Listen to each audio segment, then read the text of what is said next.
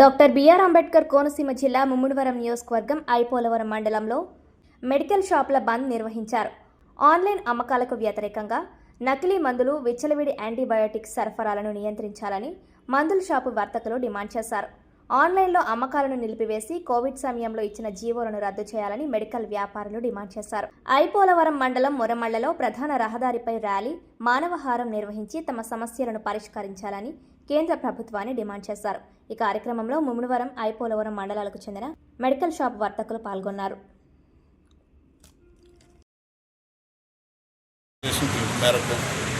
ఏపీసీడీఏ పిలుపు మేరకు doctor BR Ambedkar Konaseema జిల్లా డిస్ట్రిక్ట్ డ్రగ్ ట్రేడ్ అసోసియేషన్ పిలుపు మేరకు ఈరోజు ముమ్మిడివరం డ్రగ్ ట్రేడ్ అసోసియేషన్ ఆధ్వర్యంలో ఐపోలవరం మండలం వరమలలో కెమిస్ట్రీ నిరసన వ్యక్తం చేస్తున్నారు. దీనికి కారణం ఆన్లైన్ ఫార్మసీని రద్దు చేయాలి, అత్యధిక డిస్కౌంట్ కార్పొరేట్ సంస్థ అత్యధిక డిస్కౌంట్ ప్రోత్సహించకూడదు, నకిలీ మందులు నివారించాలని చెప్పి కోరుతున్నాం. ఈ తర్వాత ఏఐసిడి పిలుపు మేరకు తర్వాత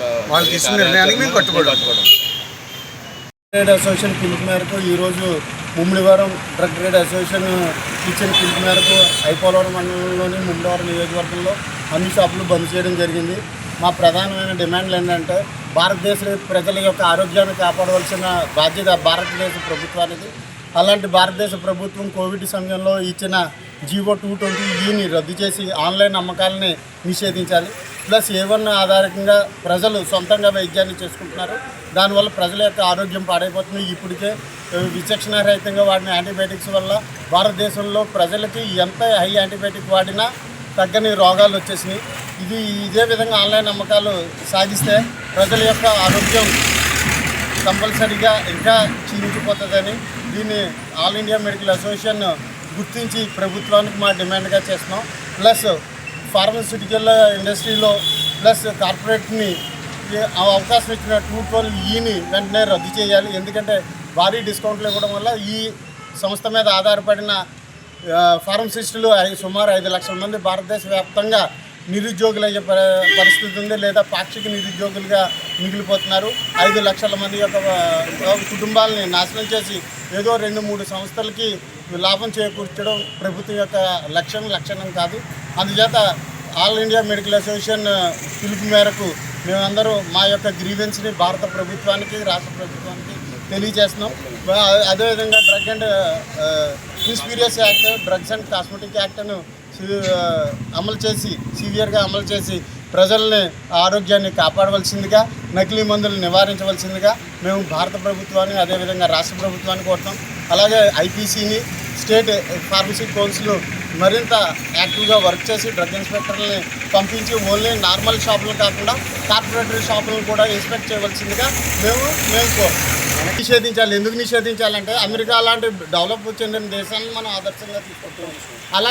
అలాంటి దేశాల్లో ఒక పారాసిటమాల్ ట్యాబ్లెట్ తీసుకోవాలంటే డాక్టర్ దగ్గరికి వెళ్ళి తీసుకోవాల్సిన పరిస్థితి ఉంది.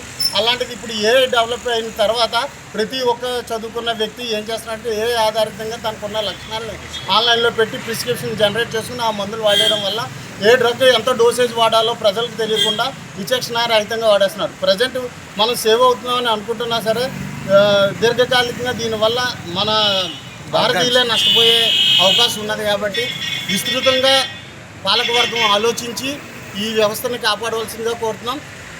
భారత స్వాతంత్రం వచ్చిన దగ్గర నుంచి డాక్టర్లు అందుబాటులో లేని సమయం నుంచి కూడా ఈ ఫార్మసిస్టులు ప్రజలకు సేవలు అందించారు. ఈ సేవలు మరింత గ్రామీణ ప్రాంతానికి తీసుకెళ్లాలంటే ఫార్మసిస్టులు ఉండాలి. ఓన్లీ కార్పొరేట్ షాపులు ఎక్కడైతే బిజినెస్ ఎక్కువ జరుగుతుందో అక్కడ మాత్రం వాళ్ళు దృష్టిని కేంద్రీకరిస్తున్నారు. కానీ మారుమూల పల్లెటూరులో ఎక్కడ కార్పొరేట్ షాపులు తమ సంస్థలను ఓపెన్ చేయట్లేదు. అంటే వాళ్ళకి లాభార్జనే ధ్యేయం కానీ ఇంకొక విషయం లేదు. కాకపోతే సామాన్య ఫార్మసిస్టు తన ఆధారంతో పాటు పల్లెటూరులో ఉన్న ప్రజల యొక్క ఆరోగ్యాన్ని దృష్టిలో పెట్టుకుని వాళ్ళతో ఉండే వ్యక్తిగత పరిచయాల ద్వారా సరైన రీతిలో మందులు ఇవ్వడం జరుగుతుంది. గత 50 సంవత్సరాలు 70 సంవత్సరాల నుంచి అదే విధానాన్ని కంటిన్యూ చేయవలసిందిగా మేము మా అసోసియేషన్ తరఫున భారత ప్రభుత్వాన్ని, అదేవిధంగా రాష్ట్ర ప్రభుత్వాన్ని, సెంట్రల్ ఫార్మసీ కౌన్సిల్ని, స్టేట్ ఫార్మసీ కౌన్సిల్ని విజ్ఞప్తి చేస్తున్నాం.